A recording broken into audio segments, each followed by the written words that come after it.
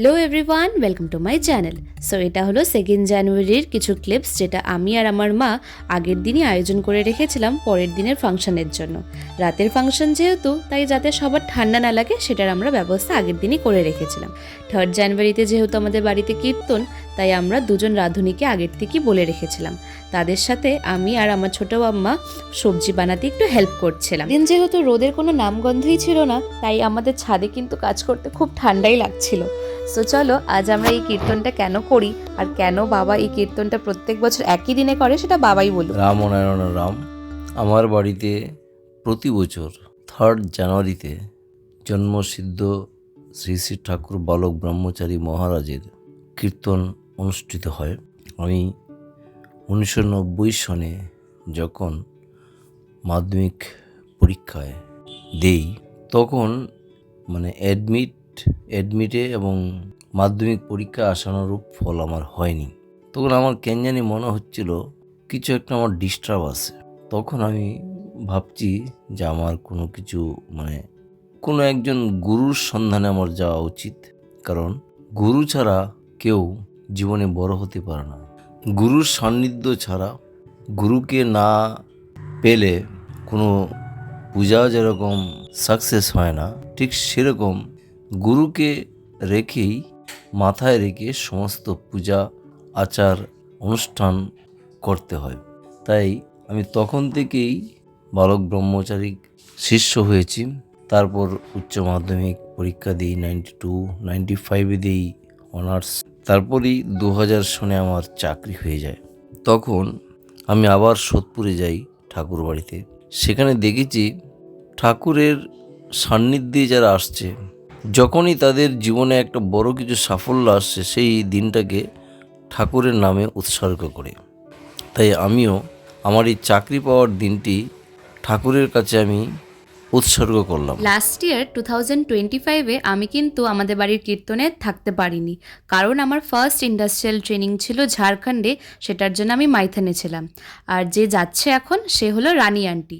সে হচ্ছে আমাদের বাড়ির কীর্তনে প্রসাদ বানাতে আমাদের হেল্প করেছে। তাদের বাড়ি যেহেতু অনেকটাই দূরে, তাই তাড়াতাড়ি তারা চলে গেছিলো। কীর্তন আমাদের বিকাল 6:30 নাগাদই শুরু হয়ে গেছিলো। আর যেহেতু এখন ঠান্ডার দিন, তাই 9:30 পৌনে 10টার মধ্যেই আমাদের কীর্তনটা শেষ হয়ে গেছিলো।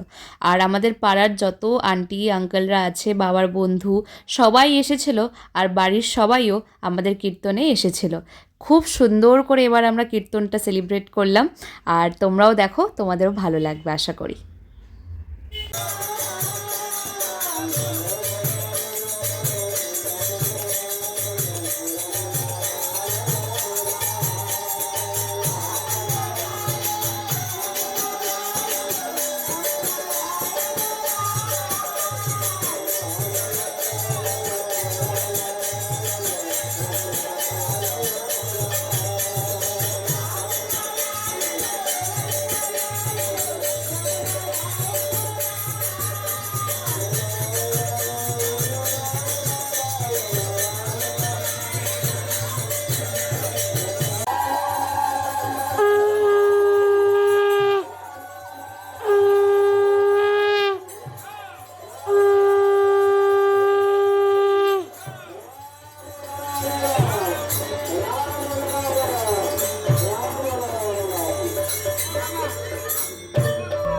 আমাদের বাড়িতে কোনো পুজো হোক বা ফাংশন, আমাদেরকে কিন্তু হেল্প করার জন্য অনেক লোক থাকে। আর শুরু করলাম সকালবেলা বম্মাকে দিয়ে। বম্মা সকালে সবজি বানাতে হেল্প করলো, তারপরে বিকালবেলা সন্ধ্যা দিয়ে এসে আবার বম্মা আমাদের ফল বানাতে হেল্প করলো।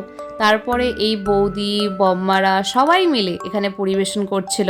আর 2 পিসি, আর তার মধ্যে ছোট পিসি এসেছিল। আর যে নীল রঙের শল পরা আছে, সে হলো আমার ছোট পিসি। প্রথম ব্যাচেই যারা কীর্তনের দলের লোকজন ছিল, সেই আঙ্কেল আন্টিদের সবাইকে বসিয়ে দেওয়া হয়েছিল প্রসাদে। আর যে এখন লাবড়া দিচ্ছিল, সে হচ্ছে আমার বড় বৌদি। আর যে হাতে নিয়ে আছে, সে হলো আমার ছোট বাম্মা। যাদের বাড়ি একটু দূরে, তারা কীর্তন চলাকালীনই আমাদের ঘরে বসে প্রসাদ খেয়েছে। আর তাদেরকে পরিবেশন করেছে আমার মা। ফার্স্ট ব্যাচ হয়ে যাওয়ার পর এবার শুরু হলো আমাদের পাড়া প্রতিবেশীদের ব্যাচ। এখানে সব ছোট ছোট বাচ্চাদেরকে বসিয়ে দেওয়া হয়েছে লাইন দিয়ে। আর এখানে আবার আমার বড় বৌদি আর আমার বম্মা প্রসাদ দিচ্ছিল। আর ওইদিকে বাবা দাঁড়িয়ে সবার দেখছিল যে কার কি লাগে। এইদিকে আমাদের বাড়ির সবাই দাঁড়িয়েছিল, আর যারা হচ্ছে খেয়ে আর বাড়ির জন্য প্রসাদ নিয়ে যাচ্ছিল তাদের জন্য সবাই প্যাকিং করে ওখানে দিচ্ছিল। আর কোয়েল বৌদির আসতে একটু দেরি হয়েছে, কিন্তু এসেই দেখো কত কাজ করছিল। আর বৌদির একটা ছোট্ট বেবি আছে, সে কিন্তু আসতে পারেনি। আর আপাতত সে কিন্তু আমাদের বাড়ির সব থেকে ইয়াংগেস্ট মেম্বার। ঠিক নতুন বছরের তৃতীয় দিন আমরা যেহেতু এই কীর্তনটা করি, আমাদের পুরো বছরটাই খুবই ভালোভাবে কাটে। সেই দিন কমপক্ষে 150 লোকজন আমাদের বাড়িতে প্রসাদ খেয়েছে। আর জানো তো কি, সবাই প্রসাদ খেয়ে বলেওছে যে প্রসাদ নাকি খুবই ভালো হয়েছে। আর জানো তো কি, ঠাকুরের নামে নেওয়া কোনো প্রসাদ বা কোনো জিনিস বানানো সেটা অটোমেটিকলি ভালো হবে। চলো আজকের মতন এটুকুই, সবাই ভালো থেকো। রাম ও নারায়ণ রাম।